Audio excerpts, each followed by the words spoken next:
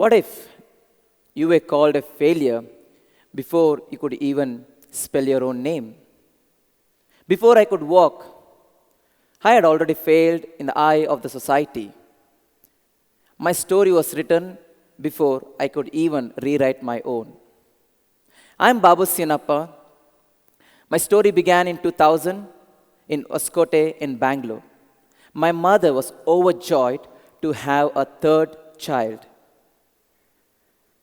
She didn't know that life had already given us the troubles. Everything was smooth, stable, and happy until I lost my father at the age of 4. My mother held us together amidst the grief and uncertainties. She was a superwoman, tirelessly taking care of her 3 children while earning her daily wages under the landlords. She tried to instill strong values in us. I remember her rolling ragi balls for dinner on the kitchen floor, telling us, "Be good human beings. Life is hard, but if you are determined to do good, you will find strength."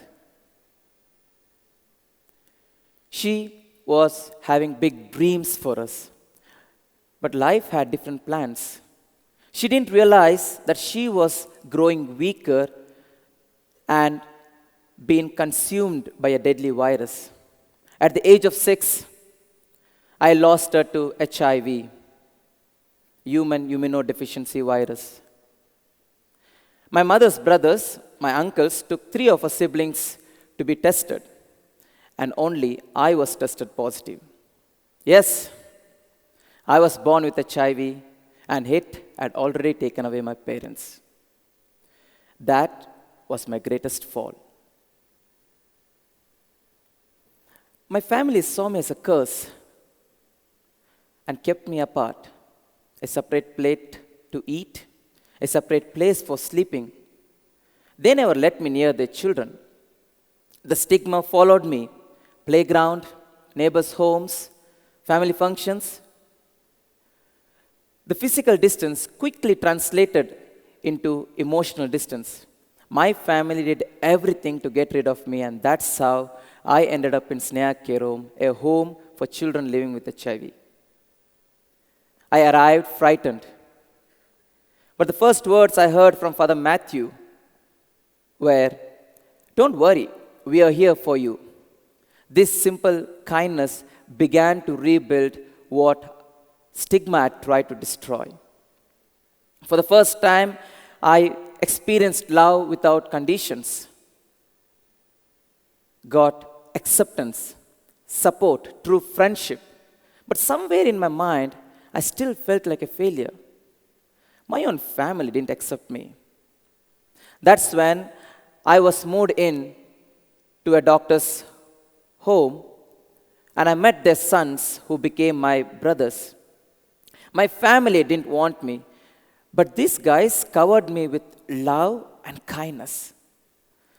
That was the first time in my life I ran my first 500 meters together with Rishi. I had discovered running. While most of my friends enjoyed football, dancing, movies, I found joy in running. Days, months, years passed. I grew stronger and built immense interest in running. What began as just 5K runs for health soon became my passion. Over time, I realized that running was not only strengthening my body, but reshaping the way I looked at myself and at life. Somewhere in my body, I knew that this was a gift that could be passed on, but I did not know how. Running was the last thing he was doing before. Running was the last thing Rishi did before he passed away at the age of 17. I was devastated. But in my grief and brokenness, I realized that I will continue running and find a way to pass this on.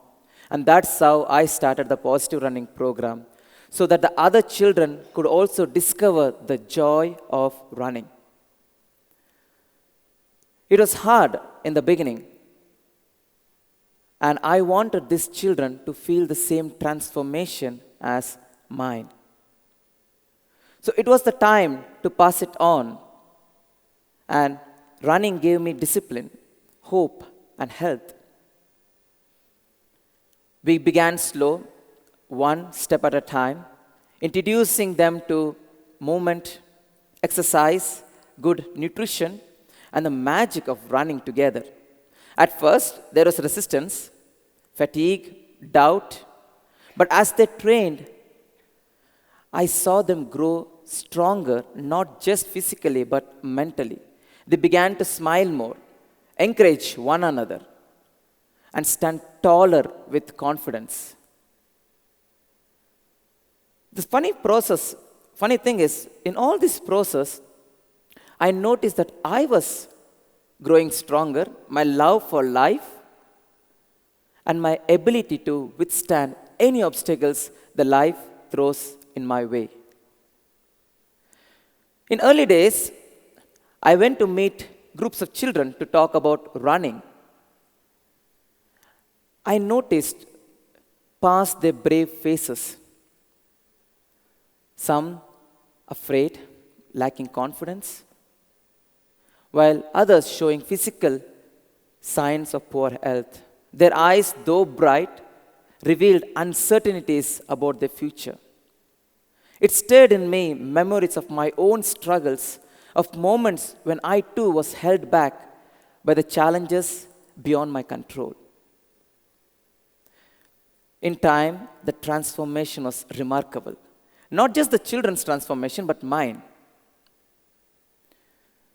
When I saw my children cross finish line after finish line, my heart swelled with happiness.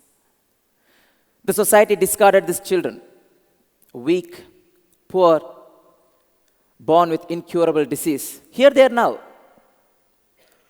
bringing recognitions to the schools, graduating from colleges with confidence.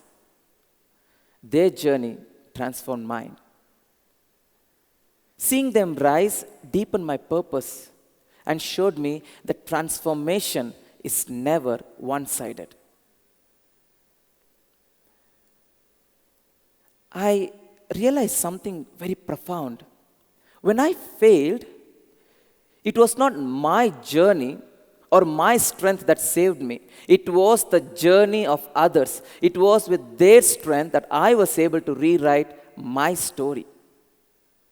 Dear friends, when you see someone the society has labeled failure, remember, here is a chance to start your own journey, to rewrite the story for success.